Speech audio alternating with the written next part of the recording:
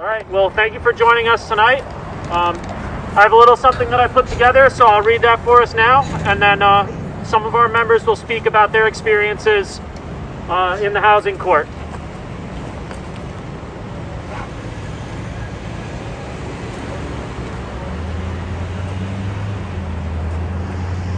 Freeze evictions, not people! We, the members of POWR, the Providence Organization of Workers and Renters, are gathered here tonight at the District Court with fellow community members to demand an immediate end to evictions in the middle of this housing crisis. No more evictions when the rent keeps rising and the people are drowning. Freeze rents, not people! Freeze rents now and lower them. Rent has risen faster in Providence than anywhere else in the country. We demand an immediate rent control to stop displacing working class families in Providence. No shutting off utilities for working class households. No penalties for not paying rent to slumlords that don't meet health and safety standards. No evictions blacklists that are used to abuse tenants who complain about violations. No raiding or houseless neighbors camps who are already forced to live outside. The Providence City Council, Mayor Smiley, the Providence Police Department, property management CEOs, and every bad landlord in Providence should be ashamed. This is a humanitarian crisis and you are on the wrong side of history. We demand a permanent solution to seize vacant properties and immediately create affordable public housing that is directly and democratically controlled by the residents. Let's end landlord tyranny and rent servitude.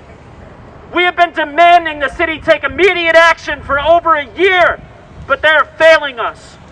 Join POWR, stand together and fight for a better world.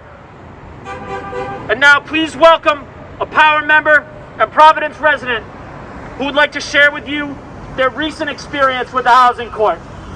Thank you. Power! Come on down, I'll stand with you. It's ready to go, and I can hold it if you want to. That's all you. It's been 6 months since me and my children have been displaced. The house that we were living in not only got us sick, poisoned my child with lead, mushrooms, mold, growing out of the floors, the walls, leaks, ceilings, critters, rats, roaches, all kind of bugs. And I was still demanded to get out of the apartment with no assistance from the state to help me find anywhere else to go. No, I can't afford these $2,300 apartments. Yes, I do work, but now me and my children are still separated because I have to live somewhere else because I do not fit where they are. And I still have no answers. He gets away with making up things such as calling DCYF and saying that I am a drug dealer and I sell mushrooms. If I'm the drug dealer, you're the kingpin because they're grown out of your floor. That's right. I know that's right. It's ridiculous how you can make up things and call DCYF and make false accusations and tell them that. And still get away with your false lead inspections. Where's the answers? What are these mothers and single mothers who are working to try to raise their children? What are we supposed to do now? Where are the answers? I still have none.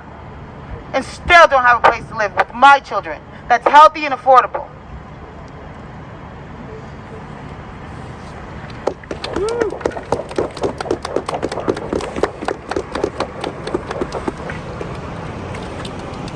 I'd like to say thanks again to everybody for coming out and showing support to each other and those that are most in need of it in the city right now with the rising cost of rent and the crisis that we're all facing.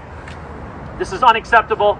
I'd like to reiterate our demands to the city to fix this problem in the middle of this humanitarian crisis.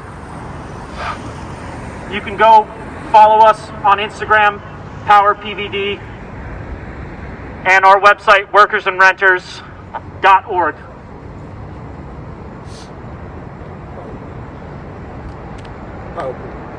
POWRPVD.org and Workers and Renters on Instagram, Workers and Renters PVD on Instagram. So I got it mixed up. But anyways, with all that's going on, who can keep things like that straight these days?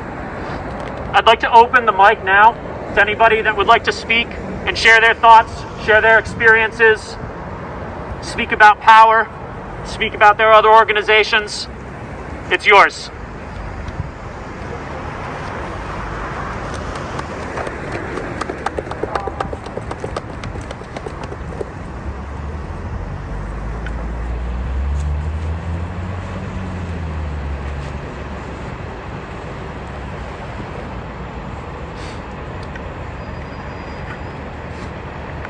First, I want to say, freeze evictions, not people. Freeze evictions, not people. So, this is just a little bit of history, and believe me, it's a little bit. The United States of America has not kept any relevant records or history of evictions. And I just want to take a moment here. The Trail of Tears and the removal and eviction of indigenous people was the first eviction.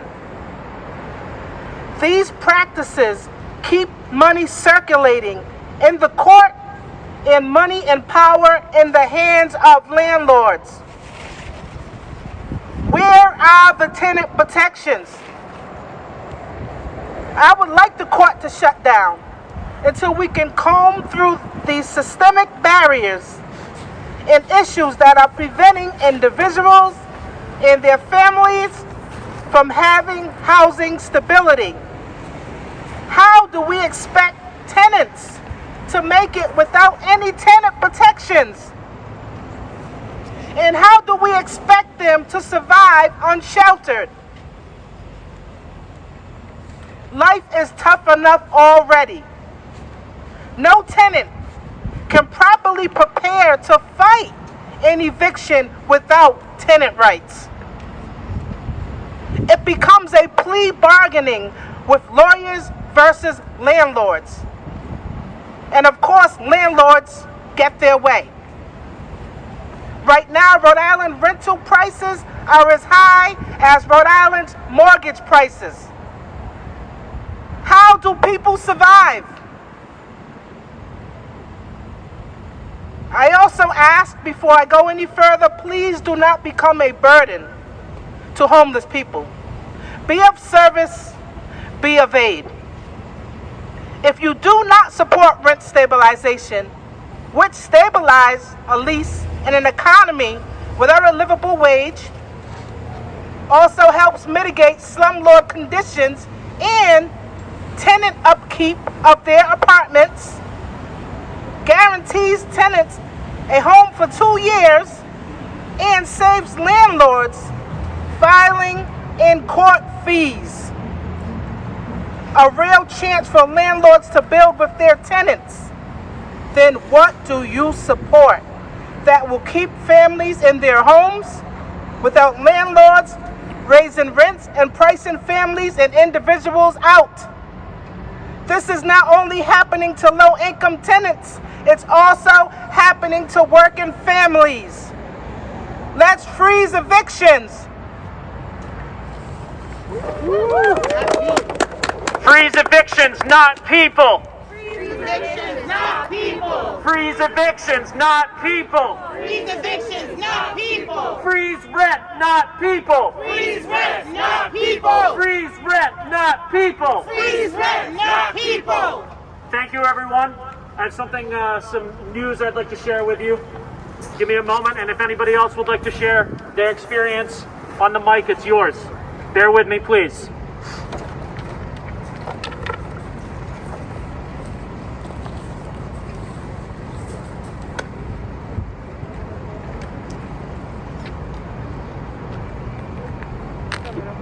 Oh, yeah, thank you. The trigger and speaking in here. Oh no, I just want to do, I mean, you can hold it when I read, yeah, that's awesome. Yeah.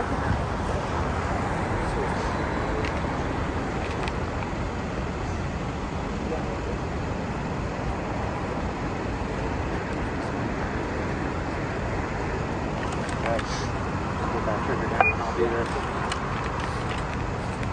Check 1, 2.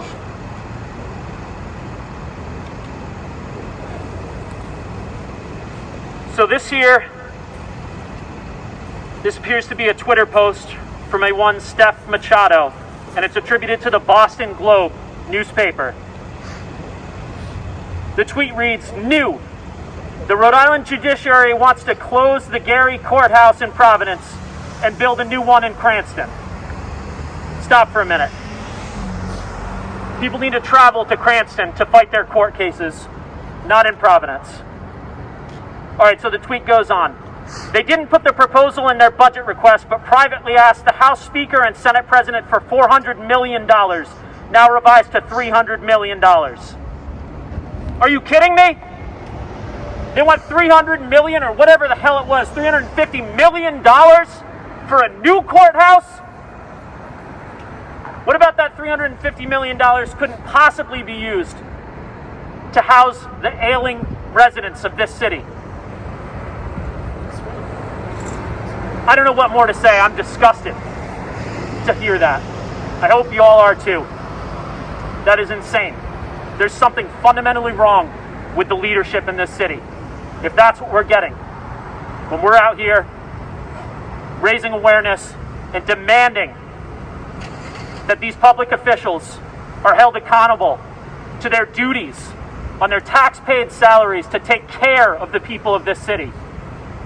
And they want to allocate $300+ million to build a new police industrial complex courthouse to help kick people out of their homes more efficiently in a place that's not centrally located, that they can't make their day in court to. Unreal. Freeze evictions, not people. Freeze evictions, not people. Freeze rents, not people. Freeze rents, not people. Freeze evictions, not people. Freeze evictions, not people. Freeze rents, not people. Freeze rents, not people. And freeze Mayor Smiley, not all of us. Freeze Mayor Smiley, not all of us. Thank you, everyone. The mic remains open, and I appreciate everybody coming down tonight.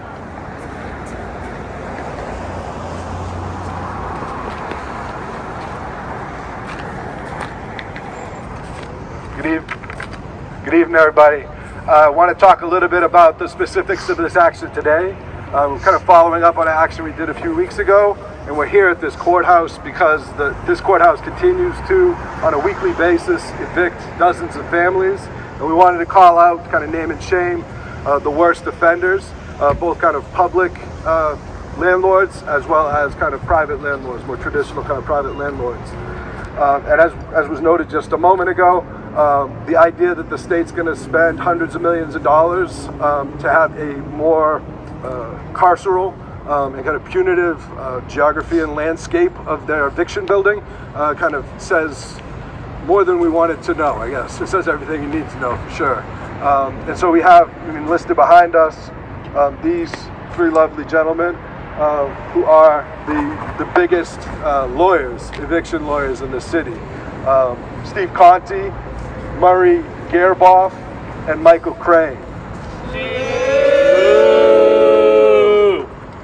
So these men make a good living. This is all they do, day in and day out. I recognize some of these names, having heard them several times, and that they're here on a regular basis, just kind of pushing people out into the street.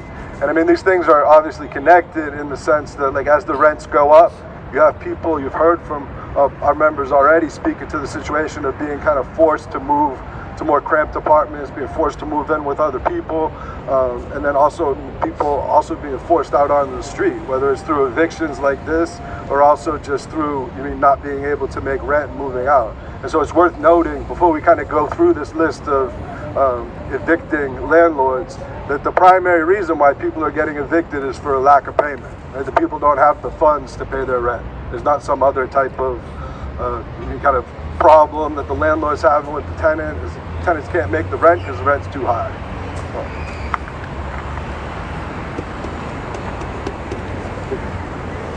Oh, old man eyes cannot read all of that.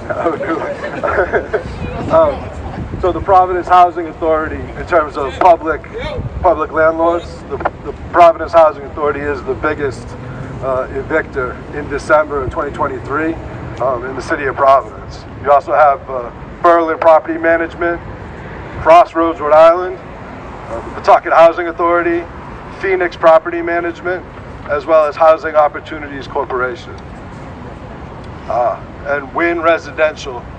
And so I kind of want to speak a little bit after we kind of go through the private landlords, but also want to kind of speak a little bit to what POWR is proposing to put forward as a potential solution to this problem. And so the private landlords are Elmwood Realty, Pioneer Investments, Pine Street Realty, Cambridge Associates Incorporated, Laninar Corporation, Pacierne Real Estate Group, the Bilotti Group are the biggest kind of private landlord evictors in the city. Woo! And so, especially in the holiday season, but in any season, it's a shame that the city is continuing to help facilitate the pushing of people out onto the streets when there is, ongoing crisis, right? That they're not recognizing or dealing with for sure, but it's kind of readily apparent to everybody. And so we have 10 kind of demands, or I think it's 10. We have a lot of demands. We might have condensed them to 8, but kind of demands specific around housing in our kind of Freeze Rent Stop People campaign, which are available up on the web. I kind of wanted to speak to 3 of them as they pertain to today. And so the first of all is we're calling for a freeze of rents. We're calling on Mayor Smiley and also on City Council to do an immediate kind of stopgap freezing of the rents until this crisis can be addressed. So some sort of plan to effectively deal with the situation can start to be developed. Secondarily is some form of rent control, rent stabilization that is a longer term solution to this problem, which obviously didn't start this year either. Right? This year saw a 50% increase in the rents, which is the highest in the country, but the rents have been skyrocketing in the last 3 years, and we're going up before that as well. And then third is kind of trying to instill the faith and confidence in people in elected office to think about building public housing. Right? And so there hasn't been any new public housing built in this city in decades. And there's definitely, a lot to be learned, both positive and negative, from the experiences of the past. And that we think that good public housing will kind of improve the housing situation, but also create more stable and safe communities, and also kind of create the type of things we want our money spent on, rather than $400 million kind of carceral courthouses and things of that nature. And so those 3 things, kind of an immediate stop to rent increases, a long-term kind of vision for how to stabilize rents, and then some sort of a public housing is kind of 3 of our demands that we're putting forward today. So, thank you.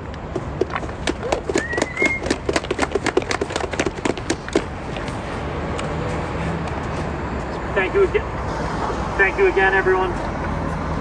There we go. Check 1, 2. Thank you again, everyone. Thanks to those of you that were brave enough to speak on the microphone tonight. Thank you to my comrade here for articulating some of our demands so eloquently. Thank you all for coming out. Please join POWR. You can see us on the news media here. You can reach out to us. Look for our contact information on the signs and on the projection there. We're here. We're not going anywhere. We're going to see this through. And we're going to make sure the people of this city have safe, affordable housing. Thank you.